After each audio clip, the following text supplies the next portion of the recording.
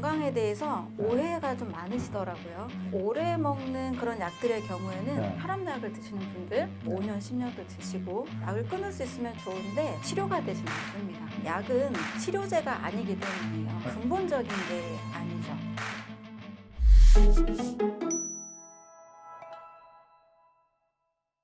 오늘은 완전 해독 연구소 류은경 소장과 함께 건강 얘기 나눠보려고 합니다. 어서 오십시오. 반갑습니다. 네, 안녕하세요. 네, 먼저 완전 해독 연구소. 완전 해독 연구소가 어떤 곳입니까? 영양과 해독의 원리로 식사법에 대한 강의나 상담을 하는 곳입니다. 대부분 소화불량이나 만성변비, 고혈압, 당뇨 이런 거 많이 있으시잖아요. 이런 증상들을 약으로 해결이 안 되다 보니까 식사법으로 이런 증상들을 개선하고 심지어 암 같은 이런 질병도 예방할 수 있도록 돕고 있습니다. 그럼 원래 건강 관련 일을 쭉 해오신 거예요? 원래는 저는 수의학을 전공한 수의사이고요. 대학원에서는 예방수의학을 전공했었는데 국립암센터에서 항암제를 개발하는 일을 7년 정도 했습니다. 네. 그런데 약을 개발하는 일을 하다 보니까 점점 이런 생각이 들더라고요. 병이 심각하게 걸린 다음에 이걸 다시 돌이키는 일이 굉장히 어려운 일이라는 걸 알게 됐죠. 그리고 신약을 개발하는 것도 굉장히 또 어려운 일이더라고요. 그래서 소잃고 외양간 고치는 그런 격이 아니라 미리 건강을 예방하고 또 지키는 방법에 대해서 연구를 하고 또 이런 일들을 알리는 역할을 하고 있습니다. 그럼 오늘은 어떤 얘기 해주실 겁니까? 네, 많은 분들이 건강에 대해서 오해가 좀 많으시더라고요. 그래서 이런 오류 지식을 좀 잘못 교정을 좀 해드리고 또 어떻게 하면 건강한 삶을 살 수 있는지를 들려드리려고 합니다. 그러니까 우리 건강에 대한 오해와 진실. 네. 맞습니다. 첫 번째 시간 함께 얘기 나눠볼 텐데 첫 번째 우리가 아프면 병원 가요. 그래서 거기서 무조건 약 처방받아서 약 먹는데 그것만이 능사가 아닌가 보죠.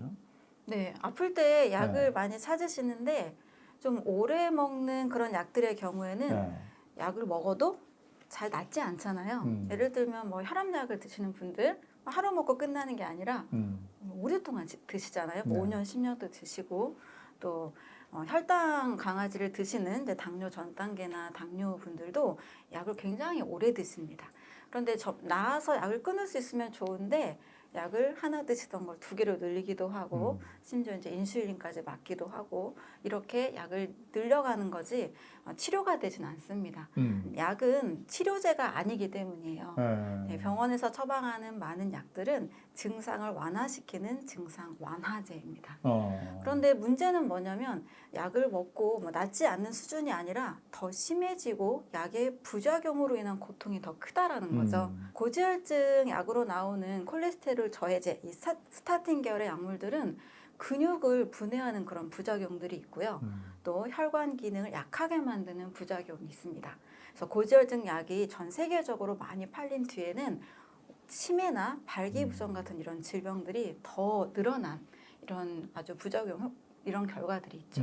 근데 그걸 먹으라는데 안 먹을 수도 없고 그다음에 또 더 건강해지기 위해서 요즘에 건강 기능식품들도 많거든요. 뭐 비타민을 비롯해서 뭐 각종 것들이 있는데 그런 것도 어떻습니까? 우리가 흔하게 어떤 성분에 대해서 영양제를 먹거나 또 어떤 일시적인 증상을 완화시키기 위해서 약을 드시는데 이런 것들은 사실 근본적인 게 아니죠. 저는 우리 몸의 조화를 이루는, 우리 몸의 질서를 찾는 이런 것들을 더 중요하게 생각을 합니다. 그래서 일시적인 증상 완화나 어떤 성분을 집착하기보다는 내 몸 전체에 필요한 영양을 공급하는 것, 그리고 몸에서 발생하는 그런 독소를 제거하는 것, 이런 영양과 해독의 원리로 신진대사를 잘 만드는 것, 이걸 저는 중요하게 생각합니다. 근데 그런 것들이 이제 선전하고 이럴 때요. 그 무슨 FDA 승인 받았다, 뭐 식약청에서 어쩌고 뭐 이런 걸로 선전하는데 그럼 믿을 수 있는 거 아닙니까?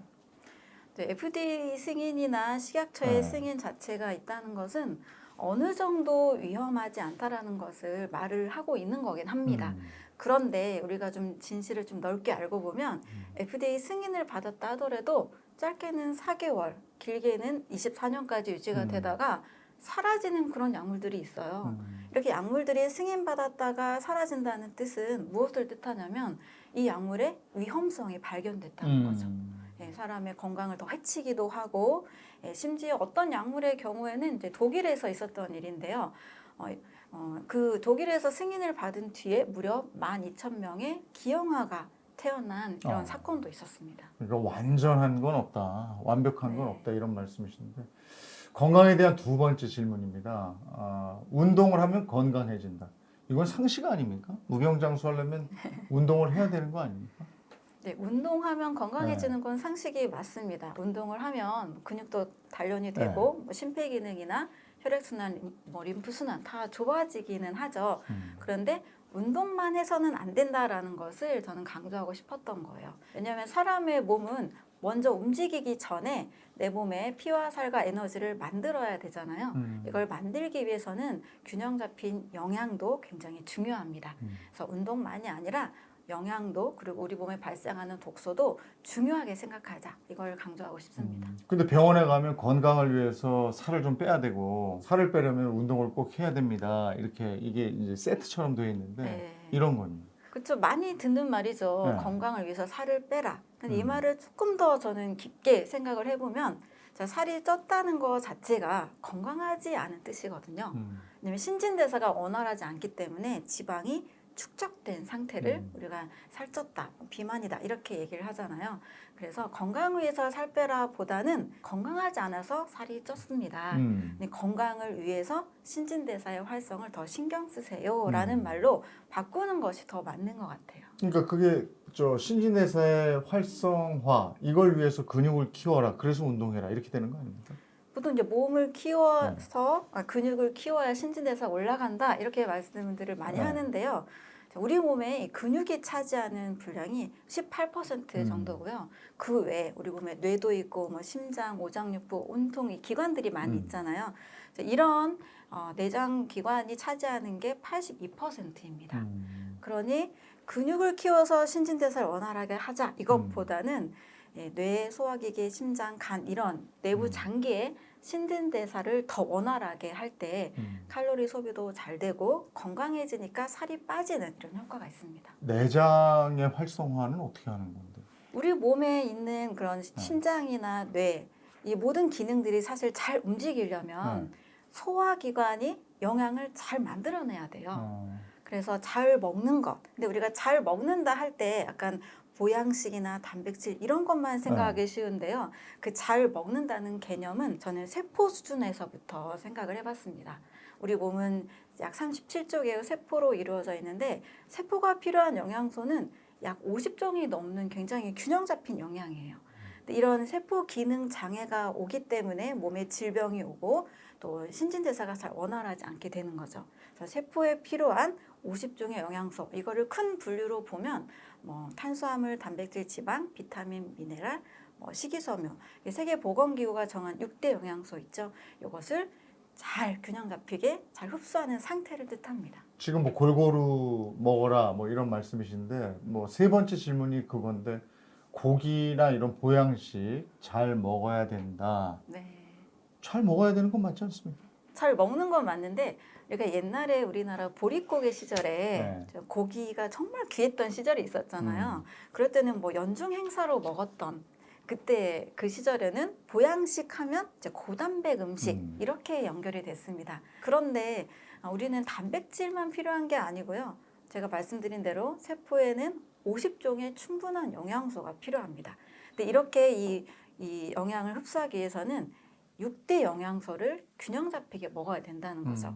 그래서 어떨 때는 너무 고단백만 먹기도 하고 어떨 때는 너무 탄수화물 위주로만 먹기도 하고 이렇게 영양의 불균형이 오면서 우리가 살이 찌기도 하고 또 세포와 오장육부의 기능이 떨어지는 이런 문제가 생기게 되는 거죠. 고기를 그럼 한 끼 어느 정도 먹어야 된다 이게 매뉴얼로 나와 있는 게 있습니까? 네, 보통은 한국영양학회에서 기준하는 양이 있는데요. 하루에 체중 1kg당 0.9g을 먹도록 권고하고 있습니다. 그래서 몸무게 한 70kg인 정도인 분들은 하루에 63g 정도를 먹으면 되는데요. 그러니까 식당에 가면 이 뭐 50g, 60g이 아니라 굉장히 많이 먹게 되잖아요. 1인분이 뭐 150에서 180g, 또 1인분만 먹지 않고 뭐 2, 3인분을 먹기도 하잖아요. 또 매 끼니 고기를 드시는 분들도 계시죠. 그러다 보니까 단백질을 생각보다 너무 많이 먹게 되는 거죠. 그럼 고기를 너무 많이 먹게 되거나 네. 아니면 고기를 너무 안 먹거나 그럼 우리 몸에 어떤 일이 일어납니까?